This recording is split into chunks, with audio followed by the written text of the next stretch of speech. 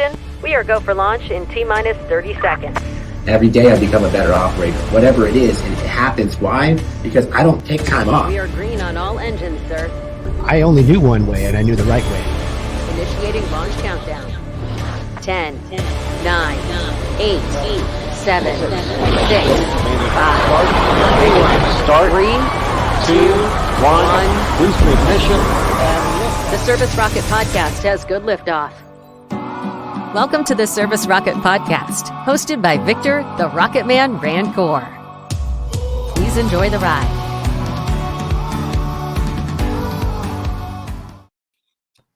Good afternoon, everybody. Welcome to the Service Rocket Podcast, episode number 2. We have a really exciting guest on. He's actually known as the East Coast Victor, Mr. Russell Furr, man. Thanks for joining me. How are you doing?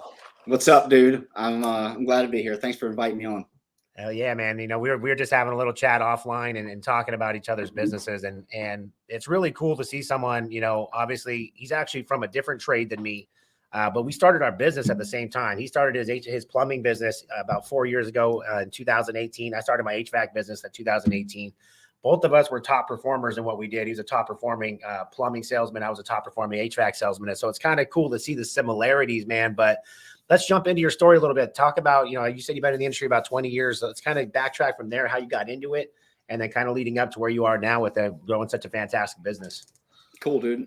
So I got in the industry in 1999. I quit high school when I was 15 years old. I got my GED. As soon as I got the GED, I was right around 16, so I was able to drive to work. Started like landscaping up in Northern Virginia, which was like a 2-hour commute every day, and did that for, you know, about a year or so. My buddy graduated a couple of years ahead of me.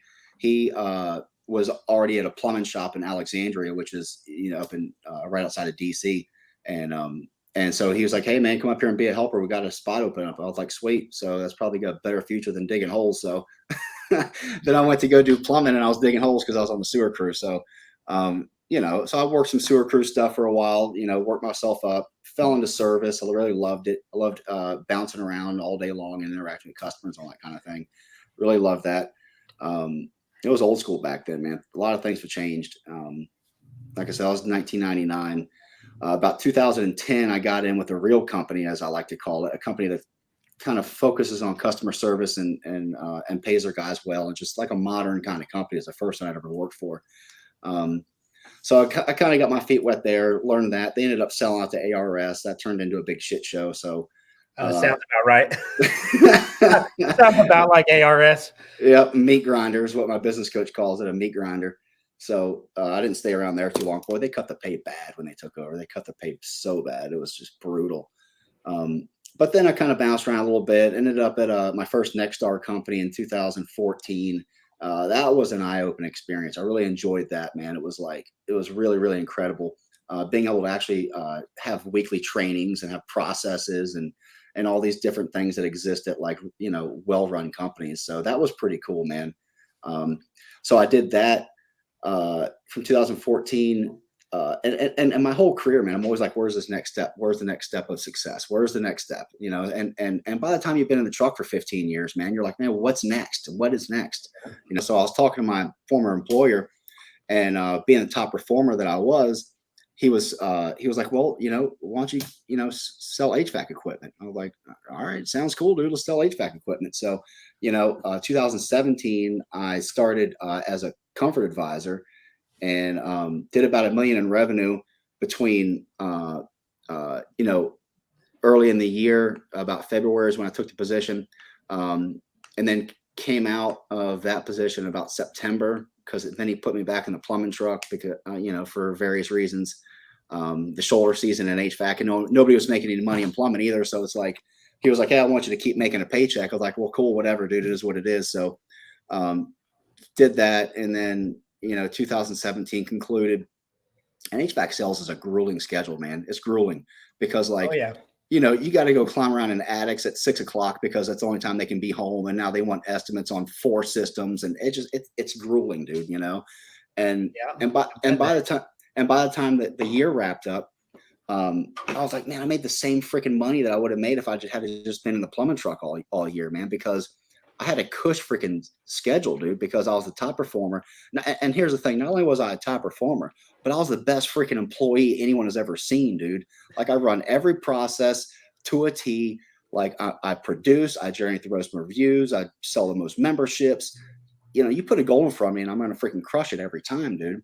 You know, and You I sure was, you don't want to come work for me? Come on. you know, and I was like, man, it just wasn't even worth it, you know, because I used to be able to call my own shots in a sense, man, because you Yeah. know, I'd bang $3,000 a day, and I'm heading home at 2 o'clock. Let the rest of the guys ground out calls for a $300 average till 6 o'clock tonight. Like I'm done. I made my money. You know, that's the kind of schedule I was on.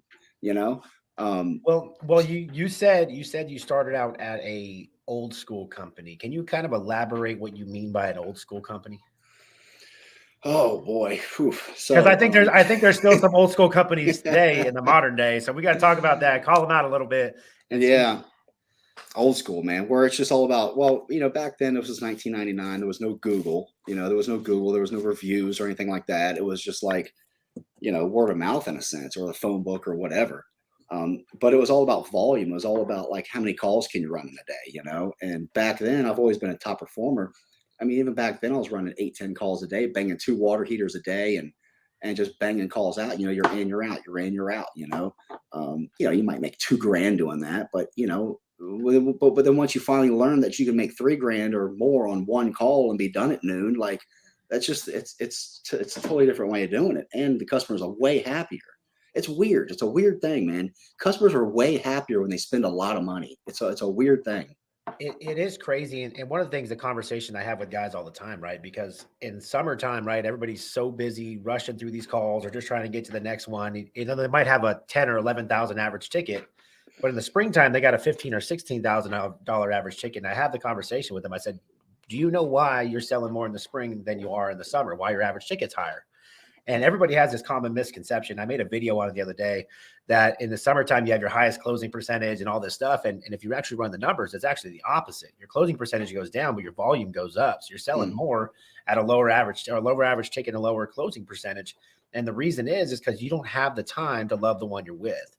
And if I'm a business owner and I'm the opposite of the old school guy, right? I'm like, if my guy runs 2 calls a day and he sells two $20,000 plus systems, I'm happy. Go home, enjoy yourself, right? Take your 3-4 hours on your call and bring me back the average ticket, because it's all about how much money am I spending to get that lead? How much am I spending to get you out there? And how much money am I bringing back per lead rather than volume? I don't want to, if I had $1,000 average ticket, but I had to run 100 calls to get it, I'd much rather have a 50 calls at a $3,000 average ticket. You know what I mean? Exactly. And I feel like that's like one of the big things that I've always tried to preach to guys. And I feel for some reason, even I think on the East Coast, I feel like it's a little bit different. Like for some reason, I think like the East Coast guys can't get it through their head that they don't have to run 7-8 calls a day. Is that something you guys have in the water out there? What's the issue with that? I don't know, man. There's a lot of backwoods people out in this area, man. Like, you know, it's just like the old school way of doing business. But not a lot of, I don't know. It's like, I don't know. A lot's changed. And a lot has converted over into the kind of the new modern way to run a service call and whatnot. But there's just still a lot of the old school stuff going on. I mean, back in the day, man, I'd come in the office at 2 o'clock, you know, and the boss man and other guys are sitting around drinking beer, you know, in the office, you know, Yeah. or they at the strip, or they're at the strip club or whatever. I mean, it was crazy back then. You know, guys were freaking drinking beer during the day, like, you know, getting beers at lunch and smoking reefer and all kinds of shit. It was wild, man. It was like the Wild West. Yeah, and I think obviously now that we know the amount of money that can be made, like you're seeing that these guys that were back in maybe 20 years ago would have been doing that are now like businessmen, right? Like someone like yourself or someone like me, like back in the day, I probably would have been like those guys, but now it's like, hey, I know what the opportunity is there, and that's something I try to hammer into guys. Is like, dude, we have an opportunity of a lifetime to make money, to be able to change our families' lives, our lives, and probably multiple generations' lives, if we can get our shit together and put a little focus in it. So you went from an old school company, went to another Nexstar company. Can you talk a little bit about, obviously I love Nexstar. I think they have a great organization, and everybody that I talk to that's in part of the Nexstar organization, they have great companies, right? You go in there, they're run. We were talking about offline. Like if I'm going to go buy a company, I'd love to go buy a Nexstar company because they already have the processes. They usually have good people. They have really well-trained people. And usually the owner isn't the person that's necessary to be there. Like they can operate without the owner. Can you kind of talk and elaborate a little bit what that's been like? Yeah, it's awesome, man. And it's not really so much Nexstar in a sense, but Nexstar just gives you the tools to use, but it really comes down to the leader of the company. The way I have my company set up is it basically runs itself, man. I don't really need to be here a whole lot. I basically focus on the profitability, and everything else is handled. I've trained the guys. I focus on the profitability of the company, and just the day-to-day stuff is handled, man. You can't say you can't say that dirty word on air, bro. That dirty word is profit, right? And a lot of it's weird to me that so many people in our industry are scared to talk about profit. Mm-hmm. It's because they don't have any. That's what it is.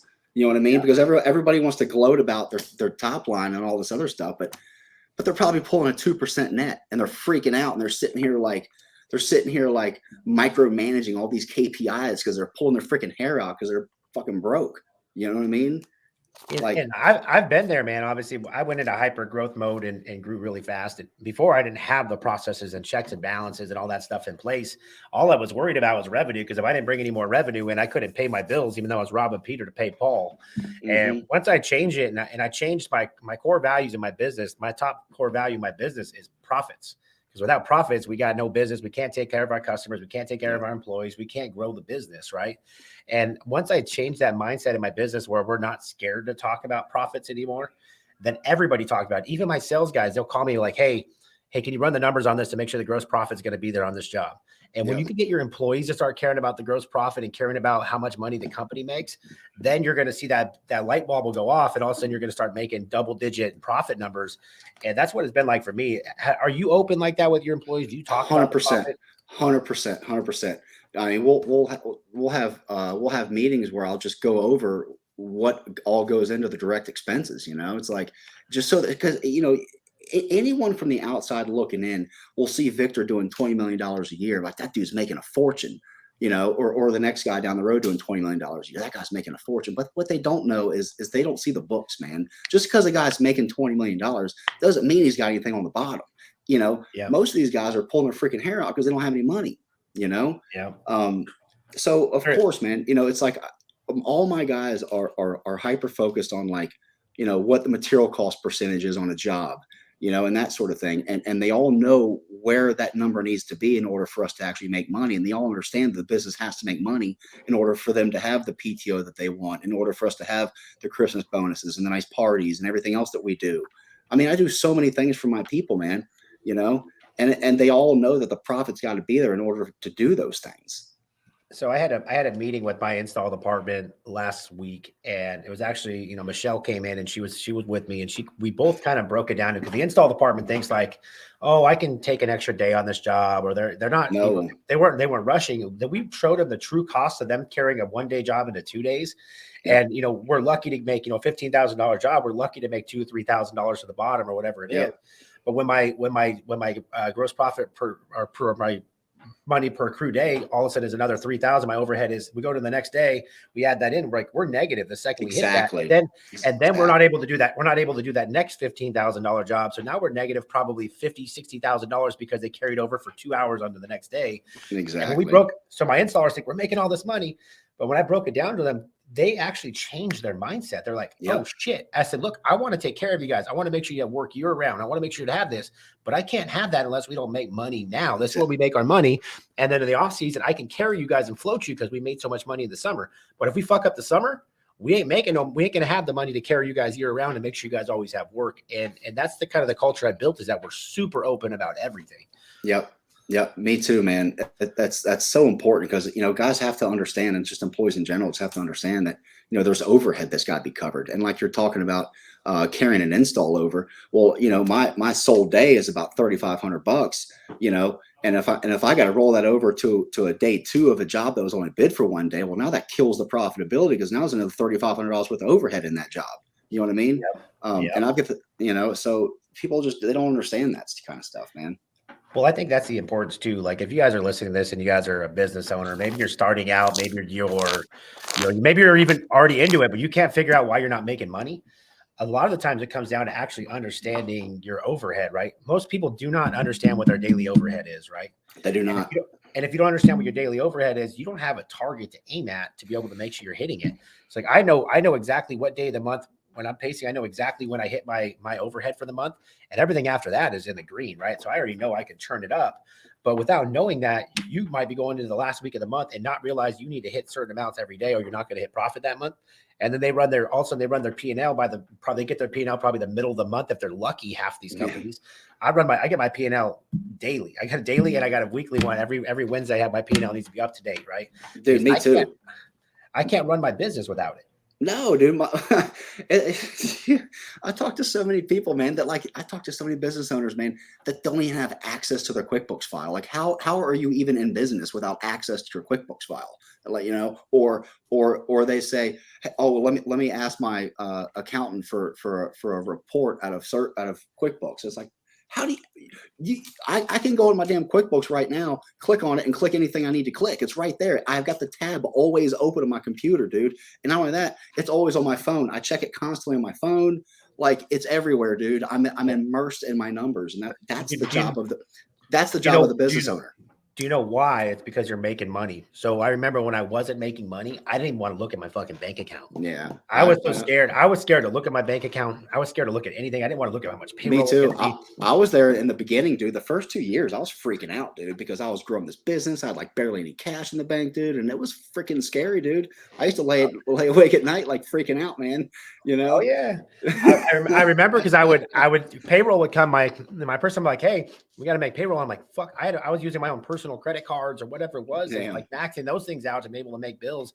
And a lot of people, they don't like they're doing that, but they don't change. Like there is another side of this business. There is a reason why private equity wants to get in this space. There is a reason why this industry is creating multi-millionaires. It's because they decided one day that they're no longer going to lose money. Mm-hmm. We're no longer going to operate my business. I'm getting paid for everything I do. My trucks are not moving unless I'm getting paid. Yep. And I have to make money on the back end from it. So once you realize that, it's massive. So before all that, though, let's go ahead and start out. So 4 years ago, you decided to have an entrepreneurial seizure and start Culpeper. How did that come about? What finally pushed you over the edge? What finally made you make that decision? What finally pushed me over the edge was when 2017 concluded. I got my W-2. I knew what I made, but still, then when W-2 comes in January, it like solidifies. Like, man, like, I made the same money in the plumbing truck. I was like, this isn't the right situation for me anymore. Like I got to do something else. I never planned on leaving that company. I loved that company. I loved the people. The owner was awesome. Everything was awesome about that company. I loved it, but there was nowhere to go because there was this philosophy that existed with the ownership there that technicians can't be managers and technicians can't go anywhere in the company because they like to tinker with their hands. They like to build things and see all this BS. You know what I mean? So there was roadblocks put up. I couldn't go anywhere or do anything. And at that point, I realized, like, I just got to go on my own. If I'm going to get where I need to be in life, I need to just tackle this thing on my own and start my own thing. So I was living in Culpeper, which is like an hour south, because you're probably not too familiar with this area, but we have DC, and then we have Northern Virginia, and then we have and then you have the rural Virginia, everything else, right? So I'm in rural Virginia, commuting into Northern Virginia because that's where the work is in a sense. And there's this philosophy or belief that exists in this area that you got to go up north to make any money because that's where the money is. Like, you know what? I'm going to start a freaking company in freaking rural ass Culpeper, and I'm going to create an amazing company that's going to be an amazing place to work for all these amazing people that live down here and drive right past Culpeper every day on the way to Northern Virginia. You know what I mean? I said, it can be done and I'm going to freaking do it, because what I noticed was that customers in this area were calling companies from out of town. They were calling companies from Northern Virginia to get a certain level of service that they could not get here. Because in this town before I started, it's just old school, man. And people are operating like it's 1987, paper invoices and just beelining on the ankle stop and changing it, walking out with $80. And not providing any level of service to the customers. So it was very, very simple, dude. I just all you got to do is go to Google and type plumbers in Culpeper. And before I came here, the top company had like 15 reviews and like a 4.2 star or some BS. And it's like, that's easy, dude. All I got to do is get to the top of Google, have the most reviews within 2 weeks. I got 30 reviews. Boom. I'm freaking number one, dude, and just built it from there. And one of the things that, if you listen to what he said, Google is king, right? Don't Google's king. A lot of guys come come to me and I'm like, one of the biggest mistakes I made starting my business is I did not focus on Google. I didn't have an LSA for 2.5, almost 3 years. I wasn't ranking my Google. My business was like crap, complete garbage. I focused everything on Yelp and social media and all these other things. I didn't realize the money's in Google, right? Like once you start dominating Google, like now I'm getting 20, 30X most of the time, most months on Google and dominating it. Like we're showing up everywhere because that's all I give a shit about now. And that's massive. So one of the big questions I always get asked, right? And because, you've grown your business, you've been very successful. Same with me. I've grown my business. How much money did you start out with? What was day one for Culpeper? Oh, geez, man. So I got my tax return. So we're talking about, I got my W-2 in January. I was like, yeah, this ain't for me. Started my business in February, I got my tax return. It was like I had like $5,000 in the bank. Just kind of, I went and bought a new van. It was this $28,000 Chevy Express van. It was like $454 a month. It was cheap, but it was, I don't believe in buying junk. And that's the other thing. When you start a company, you got to present yourself as if you're larger than you really are. You want the customer to believe that you're a big established company because that gives the customer confidence, right? You don't want to be riding around in a pickup truck with jeans and a t-shirt because you just started out and you don't have any money. You got to at least present your company on a silver platter like we're a larger, well-established company, so that was I did from day one. Was I presented myself like I was a larger, more established company. And when they look me up on Google, I've got this big presence with all these reviews, a flashy website, and that's the thing with business, dude. It's like success has been laid out. It's a blueprint. So many people have done it. So I was just mimicking what I've done for so many years in the field, with getting the Google reviews and everything else. It's not hard. It's called R&D, baby. Rob and duplicate. It's already been done. Like, let's figure it out. But so if you guys took one thing from that is the same exact way I operated my business from day one. Is I acted as if I already belonged. I had my trucks. I had logos on my trucks right away. I didn't buy shitty trucks. I put my guys in uniform right away. Day one, I acted like I was the bigger business. And I remember I showed up, my first call I ran, and I just created my Yelp account, and all of a sudden I got my first call, and I'm like, oh shit, like here we go. And day one, they thought we were a bigger company. We showed up, and within a month I had doormats. I was putting in white uniforms. I had my logos on my stuff. And when people found out I was 6 months, 8 months old, they're like, what the hell? How do you have 10 trucks? How do you have this stuff? And I'm like, look, I just reinvested every freaking penny I own. Cause I started with, you're a sales guy like me. Sales guys, we do one thing. We spend money and we spend it well. And I spent all my money every time, all the money I made. My wife's driving an AMG Mercedes. I'm driving a nice truck. We got a nice house. We're buying nice things. So I was spending the money as fast as I was making it. So when I started my business, I had like 10 grand. I had 10 grand and a couple trucks, and that was it. And I had to hustle from day one. I didn't know how to get a loan. I didn't know how to go to the bank and show them a business plan. I didn't know how to do anything within a business. Did you have any business, a little bit of knowledge beforehand or not? Because I didn't even know how to set up a damn LLC. Like that was hard enough for me to figure out. But I didn't figure it out. The only thing I knew when I started was being in an X-Star company. There's this exercise called the one truck exercise, and it's meant to show technicians what it actually takes to run a business in terms of your hourly rate, what you need to charge. You can't charge $80 an hour. This one truck exercise shows you that you really need to be $300, $400, $500 an hour. You know what I mean? So I did know that. So that's the one thing that I did know is how to figure out my pricing from the get-go. Aside from that, dude, I just freaking winged it and figured it out and researched and read and I read constantly, man, just to learn.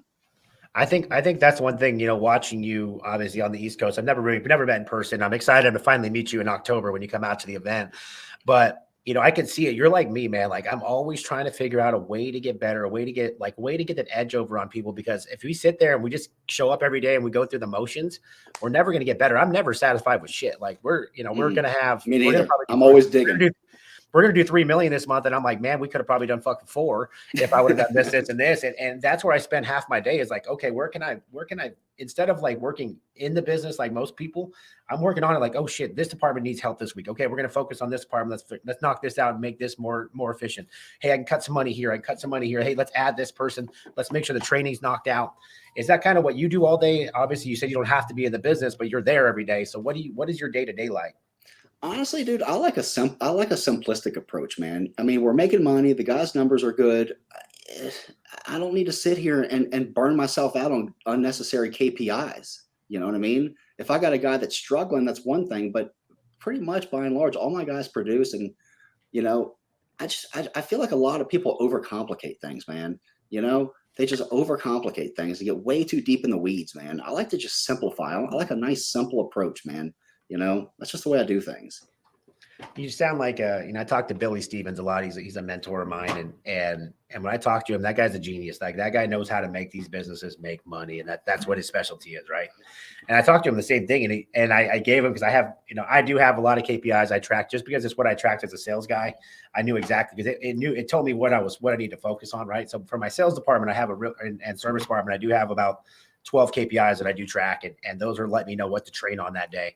And I told Billy, I'm like, hey, I want this KPI. And he's like, dude, why the hell does that KPI matter? It's simple.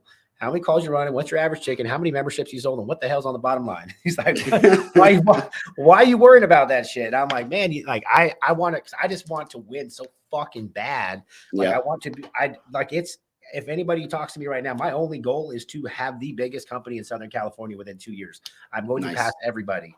And the mindset is like, that's where I'm at now. And I'm just like, how do I get it? How do I get it?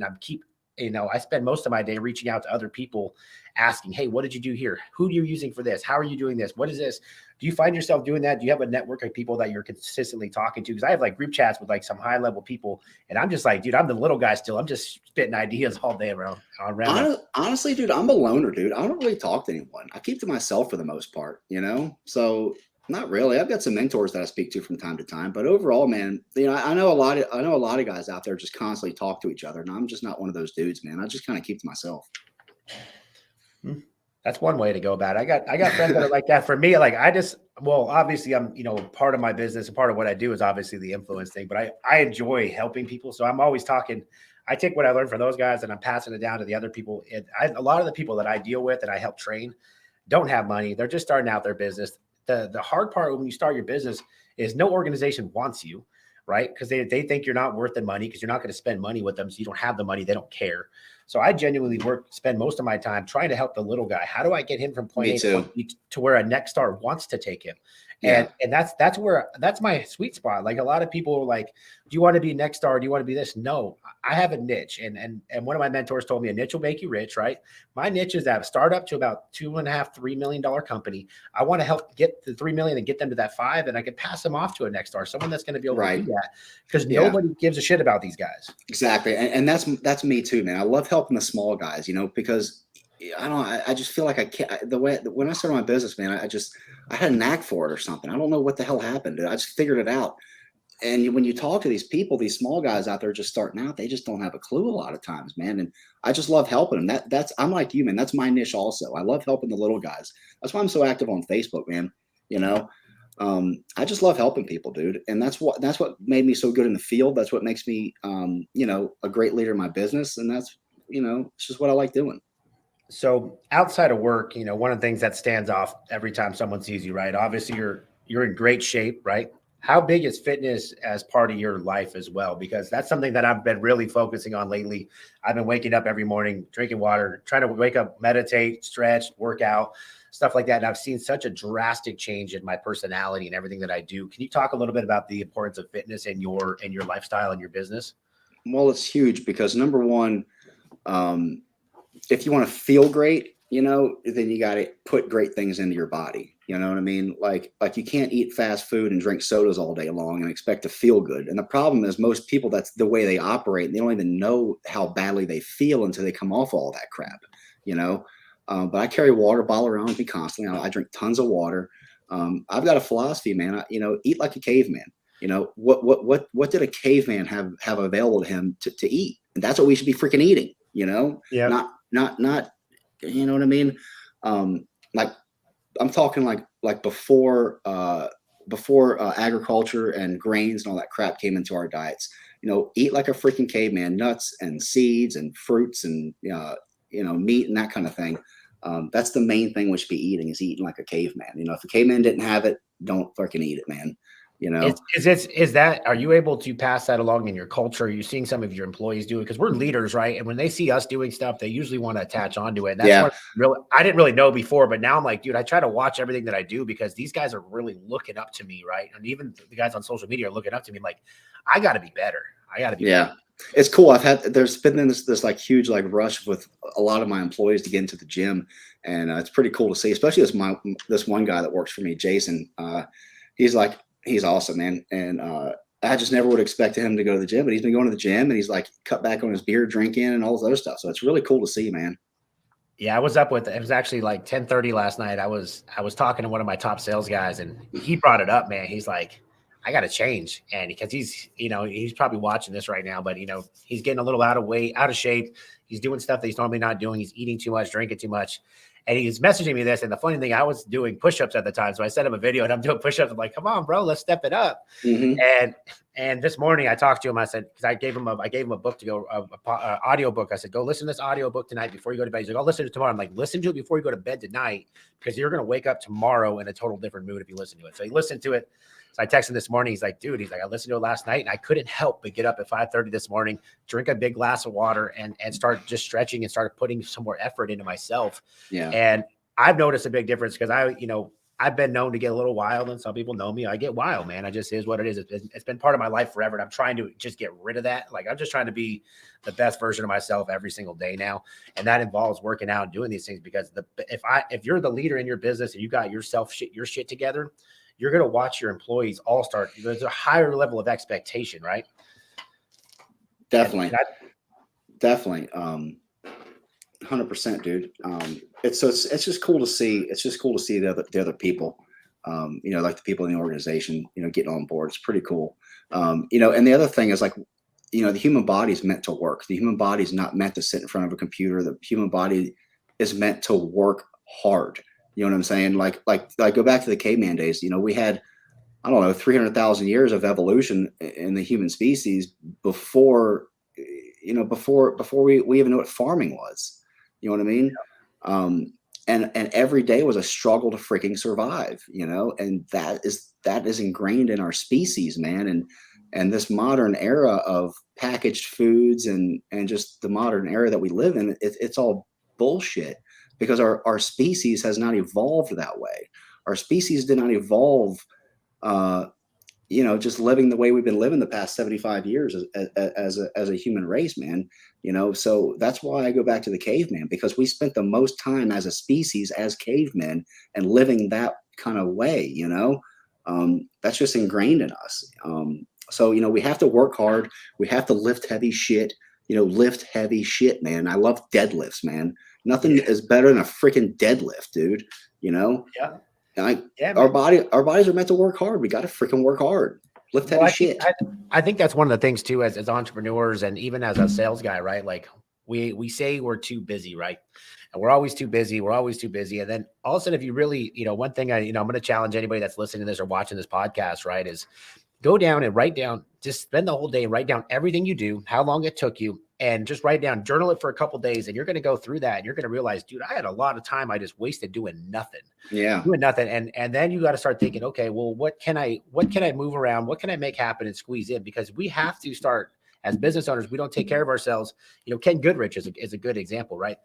Ken, up until about a year and a half ago, right, or 2 years ago, he was eating like shit, always traveling, doing all this stuff. And but you hear him now, you see him on the podcast. I saw Ken. I was in the Super Bowl with Ken.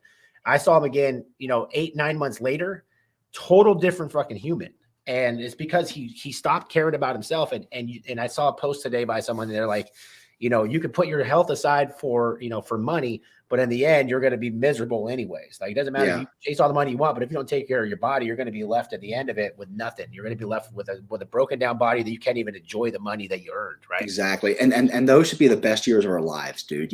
But my goal is to have enough cash when I'm 50 years old in 9 years, to be able to basically do whatever I want. I mean, like these are the best years of our lives, man. Like, I don't want to be freaking riddled with illnesses and in and out of hospitals and crap, man. Like, I know people that are very, very successful that are, in their 60s and they're in great shape and they live great lives, dude. That's what I'm trying to do, man. Like, Yeah. And I got away from it myself. Yeah. It's not hard to do, man. It's not hard to do. When I started my business, I took a real step back because before, when I was an employee, like, I didn't really have anything to focus on, really, in a sense, but then when I started my business, now all my efforts going into my business, and now it takes the energy away from my training, But over the past kind of year and a half, I've really kind of tried to refocus on the training and kind of get real back into track with my lifts and everything. Because for the longest time, I was just going in there and just to go in there, just to maintain, just to say I did something, you know. Yeah. That's better than nothing, but still, you know, I'm the type of dude where I need to push, I need to get somewhere, you know. Well, like I said, from afar, like I said, it motivates me because I see you and I'm like, man, he's got a business, he's doing all this shit, but he's still in good shape. And that was something, even watching, like, so there's other guys that I watch too, and I'm just like, man, I got to get my shit together. You cannot be a top performer unless you treat your body like a top performer is, right? Like Exactly. a top athlete's got to take care of himself every single day.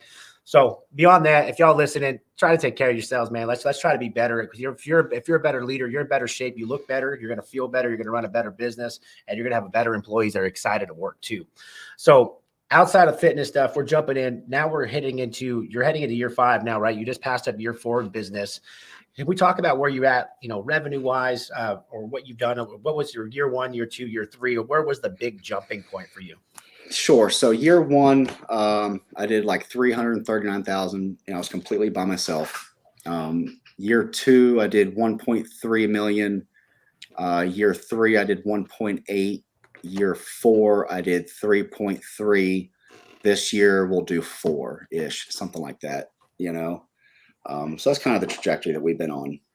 What do you think your turning point in your business? Because obviously you went from being the one-man guy where you're doing everything, wearing every hat. What point did you make that decision to start bringing on more employees and start making it into a business and more of a machine rather than you being the machine?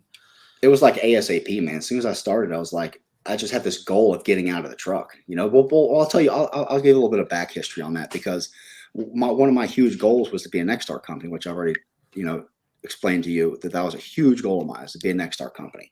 So I'm blowing up next star when I first start. Hey, what do I got to do to get in? What do I got to do to get? They're like, look, you got to be like 1.5 million and you got to be out of the truck. So boom, my goals. I got to be 1.5 million out of the truck. So from day one, pretty much I was like, I got to be out of the truck. You know what I mean? So, you know, it was about a year later. It was February of 2019 when I got my office on Main Street, and I'm just winging all this shit, dude. And I've got an office I got to try to pay for, and I hire a CSR. Put a smile on your face. Yeah, and meanwhile, like 10 grand in the bank or something insane. You know, it's like, you know, and I hire a plumber and everything. And then I hired my second plumber in that April, and I handed my truck off to him. And that's when I came out of the truck. And it was always like, you know, where else am I going? I don't want to be running a truck my whole life. You know, like, where else am I going here? Like, ultimately, what I want is freedom. I want an amazing amount of freedom to do whatever the hell I want. That's my ultimate goal in life. You know, I want to be able to travel, hang out with my wife, hang out with my kids, and not really be tied to anything, man. And that's my ultimate goal in life. And I'm 41 years old, and my goal is, by the time I'm 50 years old, I want to have that amazing amount of freedom that I'm really after. So my question to you, and you just said goals, right? Are you writing down these goals? Are you putting dates on them? No, every day. Let's talk about that. Every day. I mean, I've been huge in goals, man. I've been huge on goals for a long time. I remember back in like 2009 or 2010, probably, man. I was just writing these goals down and like visualizing what I wanted out of life, almost, in a sense, man. And then over the next couple of years, it just started to unfold, man. And everything I was writing down was actually happening. I was like, holy shit, this is crazy, dude. You know, because it was so far out there, you know? Yeah. But I've been very diligent on goals and visualization and putting emotion into the paper, you know, when I'm writing the goals down, and just visualizing and just knowing, having a sense of ownership, and speaking in terms of ownership, in a sense, like, you know, when you speak your goals, you need to speak like you already have it. You know what I'm saying? Yeah. You need to speak like if you already have it and you've already done it, you know? That's just my approach to it. And I agree, man. And like, I think that was one of the big things that I didn't do. And a lot of people saw all the shit I was doing. I was doing everything flying by the seat of my pants. I had no goal, no direction, no nothing. I was just like, yes, man, yes, yes, yes. I was like a lost puppy, right? And I was just doing everything because it just felt good to me. And then I realized, like, over the last 6 months, I started cutting shit out. Like, hey, that doesn't serve me. That doesn't serve me. That doesn't serve me. And I got down to the exact point of what I wanted. And now, I write down my goals in the morning. I wake up and I'm writing down my goals. I got my daily goals, got my monthly goals, yearly goal, and the long-term 5-year goals, right? And I'm writing them down. And once you write that stuff down, then you have a direction, and then it becomes real. And then once it becomes real, you have a target to aim at, because if you don't, it's just like if you're a sales guy or technician in the field, if you don't set a monthly goal, you're never going to hit the number you want, right? You're never going to get where you want because you got nothing to chase. So same thing goes with business ownership in life, right? Like, write down the business you want. In 5 years, I want this. And then you got to start thinking, what the hell is it going to take to get there? And then it gives you that motivation because you know what you need to do. You know what you got to do day in and day out, and you know where you're going. But if you don't write those down, you don't put those goals in place, you don't know where the hell you're going to go. And then all of a sudden you're 5 years down the road and you're still wishing that in 5 years you're going to have the business you want rather than having the damn thing done already. So exactly. Goals are huge, man. So huge, because something happens, man. Something about the universe. I don't know what it is. Nobody can explain it. But man, when you put things out into the universe, man, and you put good energy out into the universe, man, things come back to you and things happen, man. Absolutely. 100%. I've been saying now for about a year that by the time I'm 40, I want to be a billionaire. And everybody tells me I'm fucking nuts, but that's cool. I can't. No, you can because, and not only that, but you're speaking in terms of ownership. You're speaking just like a little while ago, and you said that you will be the biggest company in Southern California. You're speaking in terms of ownership, like it's already happened. Like, that's what it takes, man. Like, your mind is made up. Your mind's already made up. You're gonna do it. And that's what it takes. Doing anything in life, you have to have if you don't believe in your damn self, you don't have an unwavering belief. Like, I believe tomorrow, if I lost everything, I would be a millionaire within 12 months again. Yeah. Okay. And I believe it. You got the drive. I got the drive. I already know what I have to do, and I know what it takes to get there. It's like when you first make your first $100,000, right? It's hard to make your first $100,000. The second you make $100,000, you never make less than $100,000 again the rest of your life. Mm-hmm. 200,000, 300,000, 400,000. You don't go backwards. Once you already know, you already got the recipe. I know how to make that happen. How do I go make something else happen? And a lot of guys don't realize that. Like, you just got to set that goal, set an attainable goal, hit that. And once you hit that, you're never going to be worse than that. You're only going to be better than that. Mm-hmm. And a lot of times guys like to make such lofty goals way out of the park, which is great. But you also have to collect some wins. You have to start winning internally. You have to start collecting. It's like picking up. I picked a win up here, win up here, win up here. And all of a sudden now I'm a winner. I'm so used to winning and I continue to do it. But if you set a goal where it's like super way out of there and you fall short and you don't win, it kind of beats you up mentally. So sometimes when you're first starting out, set smaller goals that are obtainable. Just like when you first go start working out. If you haven't worked out in 5 years and you go and try to work out right today like you did 5 years ago, you're going to quit by day 2 or day 3. You're going to give up because your body's not ready for that. You got to go start small, win. And all of a sudden it's starting to start snowballing into these big giant wins. And you're going to have that business you want. You're going to have that life that you want. You're going to have the health that you want, right? Absolutely. They're huge, man. I could go back to my goal books from the first couple of years in business, and it's just crazy how things have unfolded exactly as I had written, man. And sometimes it's not even exactly, like I used to write that I wanted an office on Davis Street, which is like the downtown area here in Culpeper. There's Davis Street. It's beautiful. It's like, I love the downtown area. And I used to write, I'm going to have an office on Davis Street. I'm going to have an office on Davis Street. Well, turns out I got an office on Main Street, which is even better because more cars drive by here. You know what I mean? So it's just weird how things unfold, man, when you really put your mind to it. Do you foresee Culpeper expanding? Like, are you going to try to just grow in that location as big as you possibly can? Or do you see yourself, hey, maybe making an acquisition here and there? Is that in your future? Or are you more just focused on this one, keeping it simple, keeping it something that's manageable? Or do you have like for me, I got big ass goals, or yours like, hey, I want to grow this as big as possible. Is that your laser focus? Or do you see Culpeper expanding into different markets throughout the East Coast? I like to expand in different markets. There's some neighboring markets around here. I love the small markets because it's like low hanging fruit almost, dude. You get these small markets where it's just a bunch of people out there operating like it's 1987, and you come in here, like blowing it up and make a splash on the scene like I did here in Culpeper. And these guys are like waking up, knocking the stars out of their eyes, like, holy shit, where'd this guy even come from? Yeah. And it's just cool, man. I love the small markets. So there's tons of little small markets around there that I'd love to get into. Yeah, you could say that about the small market. It's the same thing with a big market. Like, there's still like in where I'm at, there's a shit ton of contractors, but a lot of them are smaller guys, maybe 4 or 5 guys, employees or whatever. And I still remember as I'm starting out, I started hitting these guys in the mouth. Like I started taking market share after market share after market share. Yep. And I remember I was in the parts house one day and a guy, they were talking about me, didn't know who I was. They're in there like, yeah, the fucking guy, the HVAC man guy, he's taking all my fucking work. And I'm like, yeah, that guy's a real asshole. They're like, yeah, he's going to go out of business, blah, blah, blah. It's me obviously talking to him. And I'm like, hey man, I'm Victor, man. Nice to meet you. And they're like, oh, what do you do? I'm like, oh, I own Absolute Airflow. They're like, oh, I'm sorry, man. And That's too funny. shit. And that's the same thing here, dude. Same thing here. Like, this is a small market. There's 15,000 people in this town that I'm in the town of Culpeper. In the county of Culpeper, there's like 54,000 or something like that. It's a small market, dude. And I've extracted over $3 million out of this tiny ass market. Like, you know, and me and my buddy were talking about this the other day. It's like, you know, before I came to town, everyone else was getting that money. Now I've extracted this cash out of this market, and this market share just continues to grow. It's just cool, man. It's a neat thing. Well, it's got to be fun too. I mean, obviously, I've never lived in a smaller town, but I just got to imagine it'd be cool because you really you become almost like the rock star of that town. Everybody's going to know you. You only have so many people live there. They got all your trucks. They're going to know who the hell you are. How does that go? Yeah.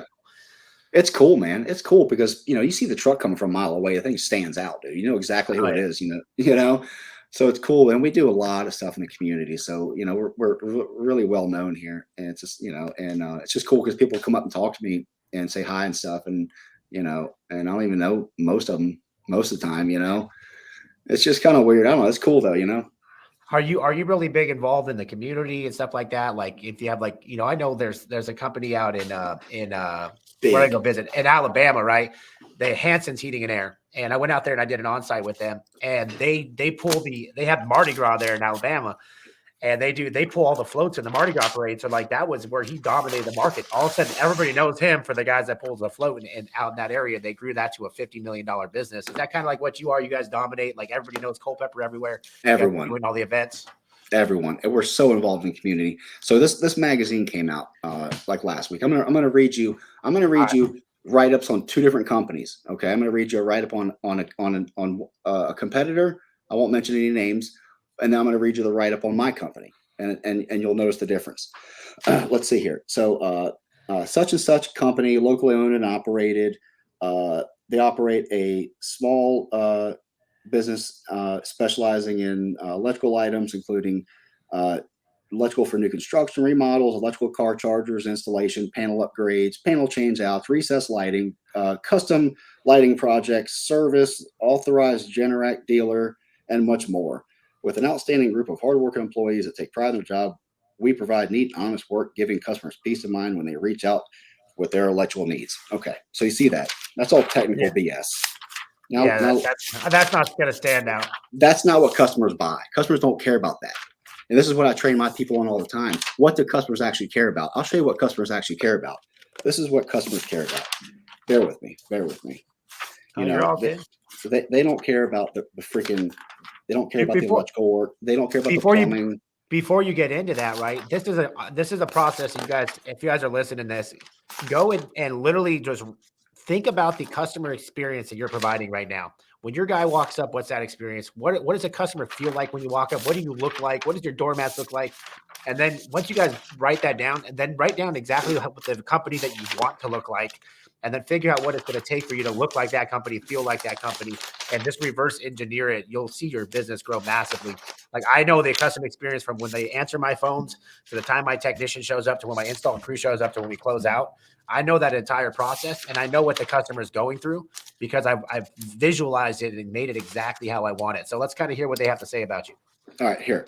Culpeper Home Service is a local plumbing, electrical, and heating and air company located in Culpeper, Virginia, owned and operated by a local family. The Furrs pride themselves on hiring only the most skilled, experienced technicians and support staff. Their number one goal is to provide exceptional customer service to customers in our community. Along with providing exceptional customer service, they also love supporting our community in many ways. When it comes to animals, they love supporting the local Humane Society, the Culpeper Humane Society, and their annual Bidders for Critters online auction, the J.D. Bug and Topser Foundation's annual event, Wolf and Wag at the Winery, and many others. Additionally, they love supporting families and children in Culpeper. They donate multiple times a year to SAFE during their Halloween trunk or treat activities, golfing events through the Culpeper Police Department, as well as the Salem Volunteer Fire Department. They really love helping kids succeed by donating to the Culpeper Technical Education Center and the Kelly Street Boxing Club.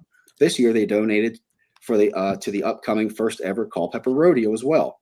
Some other sponsorships include the Culpeper Toy Test, the Jingle Bell Trot, and the annual Cars Freedom Car and Truck Show. Donations were also contributed to the Culpeper Soapbox Derby Association and the Jewel Tone Art Center craft event at Yalmeadow Park. They even sponsor the Downtown Third Thursday Summer Concert Series. They enjoy supporting our local schools, teachers, and police departments.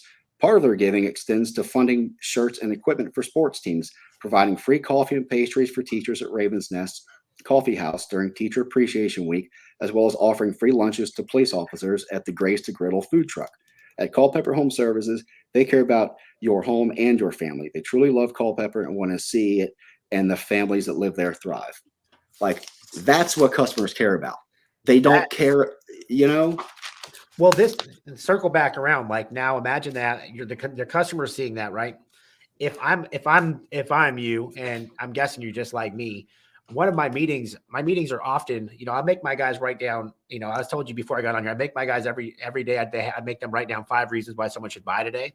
But I also make them write down at least once a week, 5 reasons on why they work here and why a customer should buy from us and why we're better, why we're the best choice for them. Right. And one of the big things I have my employees bring up are things you guys do in the community. Because if you aren't talking about the things you guys give back to, because you think people are really transactional, they're not. They want to know that their money is going to go do something good. They're going to want to know that their money is taking care of that employee. They're going to get benefits, 401k, paid vacation. My guys talk about all this stuff in the house, and they ask the customer, do you think it's important that we do this? Do you think it's important that you do business with a company that's going to go give back to your community, does a toy drive, does a turkey drive every year, does this stuff? Is that important to you? Or is it something where you're happy if the company just takes your money and they go out of business in 3 years? Like, what is the conversation like? And if I'm a betting man, you talk about all the things you guys do in the community, your guys are able to transfer that, and they have that feeling, that belief that, like, man, I'm working for a company that gives a shit. Yep. And that's huge. And that's what I tell my people all the time in training. It's like, talk about the company, talk about how well you're taken care of. Like, that's what the customers are buying. They're not buying a water heater. They're buying the company, and one of the things that we train on all the time, man, is like, what's the customer actually care about? They don't care about the freaking water heater. They don't care about the HVAC system. They don't care about the electrical. You're supposed to do those things. Those are the things they're calling you for. The things they're not calling you for is the amazing experience that you're going to provide. You're going to play with their dog. You're going to entertain their child when their child wants to come and look at the inside of the unit. You're going to, wash, whatever. Like it's all the things that the customer cares about, So I learned that from Leland Smith. So Leland, they have I started at Service Champions, and he's one of the biggest companies here on the West Coast. And one of their radio ads, everything, they talk about good deeds for free. And as technicians, they used to teach us when we go into homes, look for good things you can do for free, right? If you got a rat in that attic, pull that rat out. If you're up on the roof and they got leaves in that gutter, clear out that gutter. Yep. If you go and open a door and you hear the door going, put a little oil on the hinge. Yep. Little stuff like that goes such a long way to a consumer that, you don't think about it's a big deal. It takes you a half a second. Yep. But it changes the way they think about that business. Same thing that I train my guys on, man. Like the thing that I used to love doing when I was in the field was, like, we have storm doors here on the East Coast. I don't know if y'all have storm doors there on the West Coast or not, but they get these storm doors in their front door, and there's this little strut that you got to adjust, man. Right? Otherwise, you open the storm door and it just slams, dude. And as a technician, now it slows me down because now I've got to release the door slowly so it doesn't slam. Well, I'm going to pull my screwdriver out. I'm going to adjust that strut on that door, and I'm going to open and close it 50 times to make sure it's just perfect for the customer, so that now I can come and go through this door, and I don't have to sit here and gently close the door so it doesn't slam and wake the neighbors up. You know what I'm saying? So it's just those little things like that, like most customers, they learn to live with so many other things, man. They learn to live with so many things. That's the other thing I train my guys on. It's like one exercise we did was like, list all the things in your house that you could live with, like all the plumbing problems in your house that you could live with. Okay. Drippy faucet, running toilet. Okay. Well, now they got a leaky water heater. All those problems still exist. And it's up to us to engage with the customer in a way that opens those doors where we can help the customer solve all these problems. I think I found in plumbing, maybe I'm wrong, but from the plumbers I've dealt with, I feel like they have blinders on. Every house they go into, they're like, leak here, I'm going there. That's it. And I'm like, dude, there is an entire plumbing system. If you're not doing a plumbing inspection, a whole house plumbing inspection on almost every call, you're losing money. It takes you an extra 30 minutes, but that extra 30 minutes is probably turned into thousands of dollars, because guess what? They might have a leaky fucking hose bib they've been dealing with for 2 years. You go change that out for $250, $300, or whatever you want to charge for it. You change that hose bib, boom, all of a sudden I went from a $200 ticket to a $500 ticket, or whatever it is. It doesn't take you very long, but that customer is going to say, oh, I have that leaky faucet. Oh, I also have this. I also have this. Do you think you could take care of this? Yep. And all of a sudden it snowballs, but you were just out there because of a knocking in their water heater or whatever it is. But you said, hey, while I'm here today, the cool thing about working with, I always say the cool thing about working with Absolute Airflow is when I leave here, I'm going to give you a 90-day warranty. If anything breaks, we're going to cover it as long as you allow me to do a full inspection on the house. So we do a full inspection. We go through everything. And I say, hey, you got to do these 5 things and I'll give you 90-day guarantee on everything. Perfect. Well, we're going to do those 5 things. And all of a sudden now we just went from a $200-$300 ticket to a $2,000 ticket. We walked out, that customer's happy. They got a peace of mind. We took care of a bunch of stuff they weren't even thinking about doing, but they really wanted done. And everybody, it's a win-win. But if you go in there with the blinders on, you leave there and they still got a leaky faucet, you didn't do your damn job. Yeah, and it's funny because I made a video in my mechanical room a couple of years ago, or something, to use in training, and the point of the video that I made was like, even I'm living with things that I would have corrected. You know what I'm saying? Like I'm on the video. I'm like, look, my panel's a mess. Like I got wires all over the place. I said that this pipe is crooked. I said, I forget what it was with my HVAC system, but something with my HVAC system needed done. Like, and I'm living with all these things. But that's customers are the same way, man. They are living with things, but they don't call until they have an emergency. And once we get that call for that emergency, it's our job to engage with the customer. And one of the things I train my guys on is how you ask the customer, because I tested this when I was in the field. You can say, is there anything else that I can do for you? Or do you need anything else, or however you want to ask it, right? It's almost like a reflex. They'll say no. No. But if you say, what else can I help you with? What else can I do for you? When you ask it that way, it'll actually make them stop and think like, well, you know what? Well, actually, there is a drippy faucet, or whatever. So it's all in how you communicate. And there's even something else that I preach a lot, which is permissive language versus transitional language, which is very, very important in life. So permissive language would be, hey, can we go check your main valve so we can check your water pressure? The customer is going to say, no, it's messy down there. It's like, you don't want to go down there. Oh, okay, cool. Let me just fix your faucet and I'll get out of here. Or you could say, hey, you got a drippy faucet. Let's go ahead and get your water pressure checked so I can make sure that's not a contributing factor, so we can rule that out. And then, okay, great. Where do you have to do that? Well, I can usually do it at the water here. Let's go down there and have a look. Boom, we're in front of all of our money makers, dude. PRV, main valve, water heater. I don't care if I was there for a drippy faucet or a runny toilet. I was there for those 3 items every single call, dude. Well, that same thing with if I go to and I teach my guys this, and this is what it separates the companies that make a shit ton of money and the guys that are doing repairs all day. So when my guys go to a broken air conditioner, guess what? Most of the time it's a capacitor or something basic, right? There's like 4 parts that go bad on an air conditioner. Well, most companies, they beeline right to the air conditioner. And I teach my guys, I'm like, that air conditioner doesn't fucking matter. An hour from now, that air conditioner is still going to be broken. That part's still going to be going there. When I go talk to that customer and say, hey, look, I kind of see what's going on here. I kind of have an idea what's causing it. But the last thing I want to do is go fix this part and not check out the entire system. Then all of a sudden you're calling me back in 30 days. While I'm already here, do you mind if I switch this diagnostic into a tune-up? I'm not going to charge you any extra. I'm going to go ahead and do a tune-up on the system so I can guarantee when I leave here, you don't have to call me again, because you'd be mad if I fix this part and all of a sudden you got to call me back in 2 weeks and things not working right. Correct? And the cool thing is, if you allow me to check everything and I fix this part today, I'll give you a 90-day breakdown guarantee. All of a sudden that customer changes. They're not paying any extra. You're going to do a bunch of extra work, but it gives you a green light to go check the furnace, check the coil, check the ductwork, check the attic, whatever it is you're checking out. And now guess what? Now I painted a picture how everything on the inside is causing what's going on the outside. So I can go ahead and fix this part, but you have all this other stuff going on. Do you want to go ahead and fix this part, or do you want to look at a long-term solution, right? So that's how I'm able to trick those diagnostics where those guys are in and out in 30 minutes. My guys are on a diagnostic for 3 hours. Mm-hmm. Okay. And I want them there on 3 hours because they're going to go sell $20,000 to $30,000. That's the way to do it. That's how you serve the customer, dude, because the customer has needs, and you have to uncover these needs in order to serve them. It's all about serving people. That's our foundation here, serving people.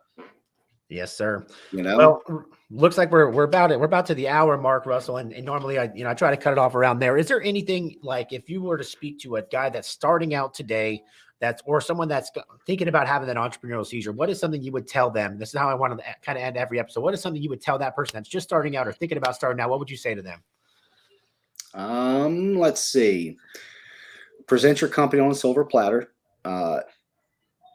Appear larger than you are.